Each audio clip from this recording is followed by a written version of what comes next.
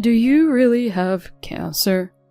You lost half of your breast after the surgery, but you're not getting better at all. You know what they say, sickness starts with the mind. My husband then filled a bowl full of cold water in the middle of winter, and the next thing I knew, he was dumping that cold water at me with great force. When I was stunned by what had just happened, You better quit it with that look before I come back, and you better fix that cancer with your guts. Understand? he yelled at me and went off to work. I still remember the look on my husband's pale face the next time I saw him. My name is Michaela. I'm 50 years old and a housewife. I have a family of 3, my husband William, who I went to college with, and our only daughter Beth, who has already left home. 2 months ago, I was diagnosed with breast cancer. I've been noticing some discomfort in my body for a little while now. I kept telling myself, I'll go to the hospital tomorrow, the day after tomorrow, the day after tomorrow, and next week. I've been putting my body on the back burner, and this is the result. The cancer was more advanced than I had imagined, and the doctor diagnosed me the lowest stage. But I wasn't too surprised. Maybe I was prepared for it, because this is not the first time I have been diagnosed with cancer. In fact, I had experienced breast cancer 10 years ago. Back then, my husband was working harder than he is now, and our daughter was in junior high school.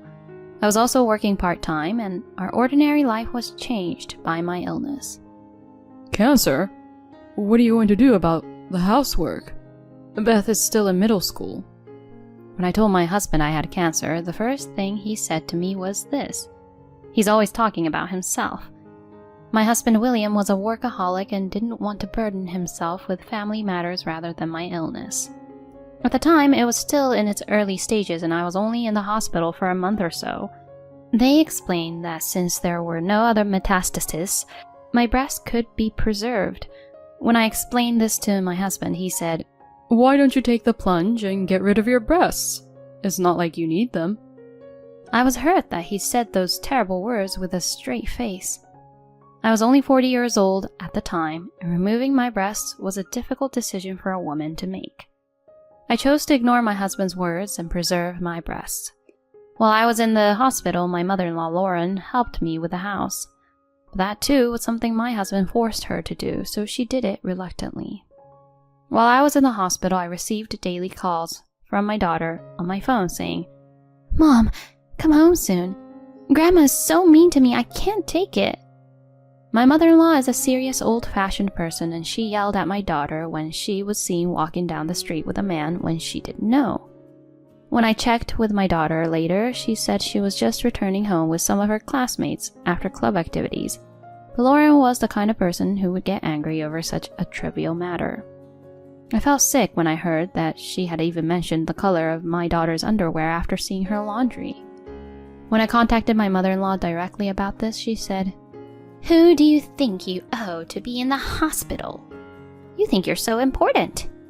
She snapped at me. I tried to talk to my husband about it, but he just said, I don't care. My husband's company has many company events, and the employees are close with each other and their families. Even the president and his wife, the managing director, came to visit me in the hospital, but my husband never showed up. Divorce had often crossed my mind, but I was worried about whether I would be able to get custody of my child, as I had little financial security, and my parents had already passed away, so I had few people I could rely on. The most important reason was that if something happened to me, I would know what would happen to my daughter. 10 years have passed since then. I have been in good health with no recurrence of cancer and no major illnesses. Beth, my daughter, graduated from college and moved out to live on her own. She is struggling with a job she is not used to, but seems to be enjoying it. A few years ago, I quit my part-time job and became a stay-at-home mom. No, it was more correct to say that I had to quit. My parents-in-law's house was within walking distance from my house. My father-in-law died of illness a few years ago, and I was left to take care of him mostly by myself. My mother-in-law, who had also had a hard time taking care of her parents, forced me to take care of my father-in-law as if it was a matter of course, saying that this was my job. My mother-in-law said she didn't want to take care of my father-in-law and she didn't want to be involved in that kind of work. Sometimes she called me in the middle of the night and asked me to come immediately. Lauren, I'm not a caregiver professional. Please, let me rest at night. I feel bad for your husband. I complained to my mother-in-law once like this. Then she brought up an incident in the past when I was in the hospital. Do you not intend to pay me back from back then? She was very sarcastic. My husband had a sister, Heather, who was also very vicious. I am a married woman, so I have nothing to do with that family anymore. So she won't care for her father. But when my father-in-law passed away, she said, I would like to talk about my inheritance with my mother and brother, so Michaela, you have nothing to do with this, so can you please leave the room? How could she say such a thing without hesitation, without a word of thanks to me who had cared for her father for so many years? My father-in-law was a very kind man, and I felt sorry for him and his family. Just as I was getting ready to ask my husband for a divorce, my mother-in-law developed dementia. It was even harder to care for her than caring for my father-in-law. Hey, give me my money back. I was repeatedly accused of things I never did. Of course, my mother-in-law was wrong and I never stole a penny. My mother-in-law's dementia only got worse and worse, and there was one time I spoke to a neighbor. You know, this is hard to say. It's about your mother-in-law. She came to the wake the other day, but... According to her, the money in the envelope she received from my mother-in-law only included $2. I asked my husband to ask my mother-in-law about this, and he said, That can't be true. The people in the house stole it. He wouldn't even listen to him, and my husband, exasperated, yelled at her to do whatever she wanted, and his anger was also directed at me. You quit your job and became a housewife, so you better take care of my mom properly. He yelled at me. This made me so angry that I snapped back. Excuse me? Cut the crap. Do you think I quit my job because I wanted to? Of course not. You're always working, but isn't she your parent? You should be the only one taking care of her. Don't blame me for any of this. My normally mild-mannered husband became impatient as I raised my voice in anger. Don't suddenly raise your voice. I'll try to help out more, so... Well, I'm sorry. But his apology was only temporary. He took time off work to accompany my mother-in-law to the hospital a few times. But he couldn't take that many days off, so he went back to his old self and things went right back to the way they were. I had noticed some discomfort in my body at that time, but with my mother-in-law to take care of, my trips to the hospital became more and more distant. By the time I went to the hospital because I was feeling so ill, the cancer had already taken over my body. This time it had metastasized, and I chose to have one of my breasts removed. The reflection in the mirror made me feel like I was no longer a woman. I cried many times. But when I was discharged from the hospital, my husband's words to me were, in a sense, what I had expected. I was to stay at home until the next treatment, and the doctor told me to rest. Still, you could at least take care of Mom. If they took your breasts out, you must be cured by now. The day after I was discharged from the hospital, my husband says such things to me with a sigh as I lay in bed. I can't do it, no matter what you say. Besides, the cancer isn't cured and I'm still sick. I can't deal with your mother. You do it. My wounds are so sore that it hurts to even lift my hand. My mother-in-law gets emotional, throws things, and is not the kind of person a sick person should be dealing with. My husband, who took care of my mother-in-law while I was in the hospital, must have noticed how difficult it was for me. And yet he still forces me to live the same life as before while I'm in the middle of treatment. What a horrible person he is. Anyway, I'm going to work now, and you can handle the rest. My husband said that and tried to leave the house. Cut the crap! I shouted loudly, and he turned around and approached me. Do you really have cancer? You lost half of your breast after the surgery, but you're not getting better at all. You know what they say, sickness starts with the mind. Then he filled a bowl full of water in the kitchen and dumped it right on me. The coldness of the water and my husband made me shiver. I guess he was under a lot of stress dealing with his mother. You better quit it with that look before I come back. You better fix that cancer with your guts. Understand? He said that and left for work. Guts? Is he stupid? I want to wipe my wet body and change my clothes right away, but I can't move as much as I want, and my wound hurts. I called my husband right away, but he was either ignoring me or not answering, so I called someone. An hour or so later, my husband came home with a panicked look on his face. The president asked me, "Why are you here, Mrs. Director?" My husband was very upset, and even though it was the middle of winter, his face was sweating profusely. Michaela called me. She wants you to get in touch with her. What's the meaning of this? You're taking some time off to deal with Michaela, aren't you? My husband had a cup in his hand with the logo of a nearby coffee shop on it. He lied to me about his work so he could enjoy his time alone. No, that's... To my husband, who did not know how to respond, I hate people who can't take care of their families. Do you think someone who can't even take care of his family can take care of a customer who is a complete stranger?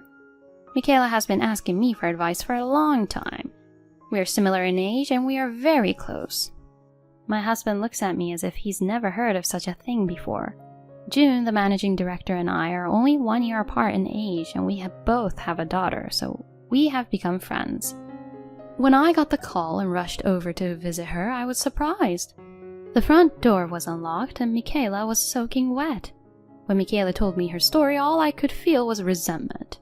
I told her that she should leave you. I heard my husband's voice so small and muffled that I couldn't hear him, not to mention struggling with the words of the executive director. I almost laughed at the thought that my husband, who is often overbearing to me, is such a weak-willed person at the office. The managing director glared at him and said, "Well, I just came to talk to you about work and I'll be on my way. You have about 10 years left until retirement, but we don't have a seniority system. We assign positions based on an employee's personality and enthusiasm for the job, so you won't be getting promotions anytime soon. On the contrary, you may get demoted. You understand what I mean, don't you?" My husband's face grew paler and paler as he listened to the executive director's words. In fact, the current president of the company my husband works for is his son-in-law, and the actual management of the company is the daughter of the president of the entire company. Since the managing director is in charge of the company, my husband's career at this company will surely be cut short in the future, according to the managing director. My husband collapsed to his knees. "You can decide whether or not you want to stay with the company."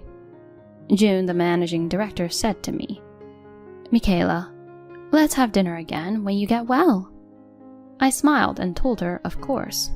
When June left our house, my husband said, "Why did you call her out of all people? Are you trying to harass me?" "Huh? Why else would I call her? It's your fault you didn't pick up the phone." My husband looked frustrated, as if he couldn't say anything back to me. Hey, you're good friends with the managing director, aren't you? I want you to talk to the managing director and tell her that this whole thing was a misunderstanding. Without my income, you'd be in trouble too." He looked at me with eyes like he was hanging on for dear life. I just silently looked down at my pathetic husband. "I know. Let's leave Mom to my sister. We took care of everything when Dad was still around. Then she should take care of Mom this time. Then you can start a new second life with me." I broke away and laughed. "I wanted to tell you something when I got out of the hospital." My husband's eyes lit up at my words. "Tell me anything," he replied so happily, and I said to him, "Please, divorce me." I looked my husband straight in the eye and said coldly, "Did you think I was going to beg you for something?" Hearing the word divorce, my husband widened his eyes. "Why?" is all he could say from the shock. "Did you think I didn't know what was going on?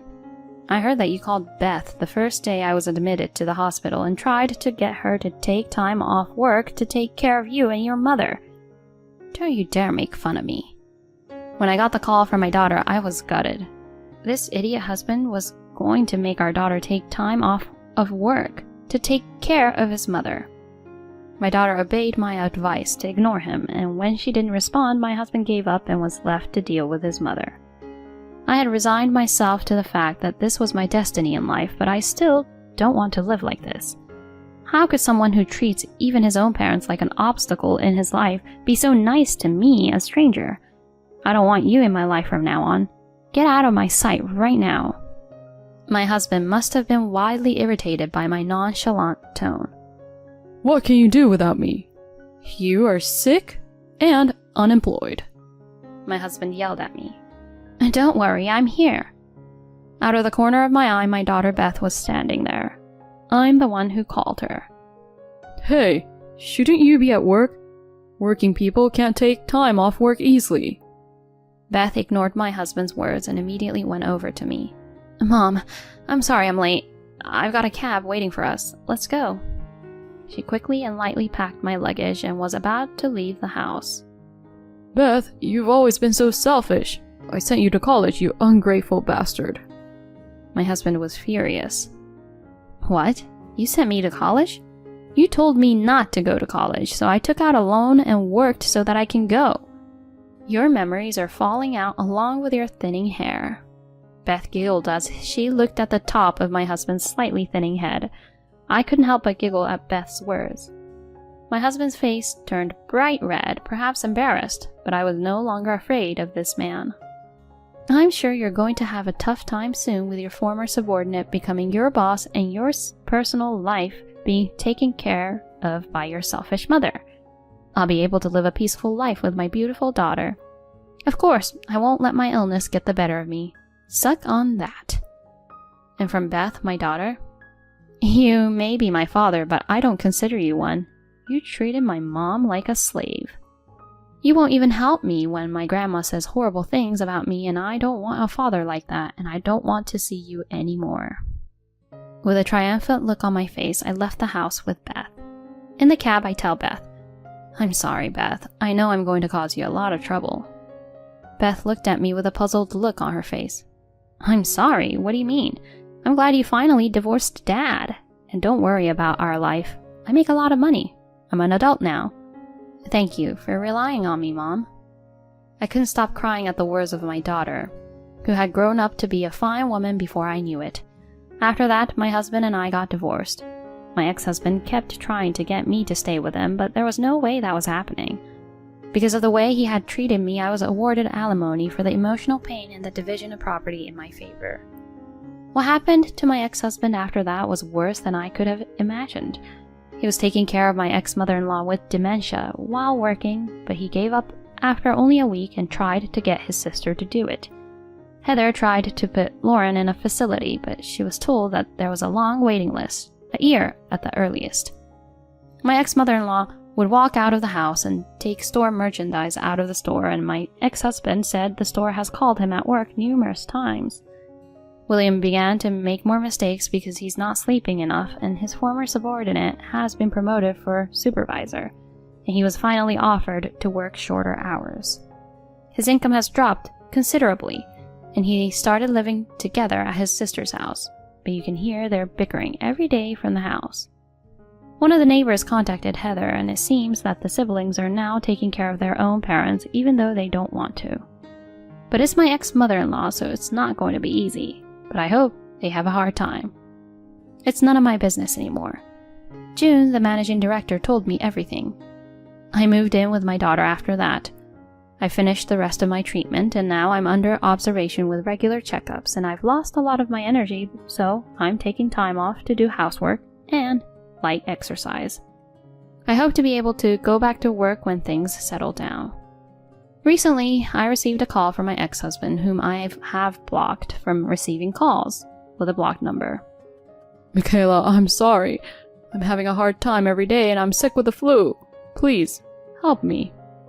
To this sick, middle-aged man who is sobbing on the phone, I said, I see. So as they say, sickness comes from the mind, so why don't you just pour water over your head and try to fix it with your guts? If you want me to cure cancer with my guts, you can do this much, right? Oh, if you call me again, I'll go to the police. I hung up the phone coldly, and the next day I changed my phone number. When I was diagnosed with cancer, I thought I would never be able to see the day my daughter gets married, but the other day Beth said a little shyly, "Mom, there is someone I'd like you to meet."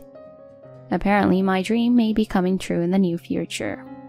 So my new dream is to hold my grandchild in my arms. My second life has just begun, and I will not be defeated by illness. With this in mind, I will continue to live strongly, one day at a time.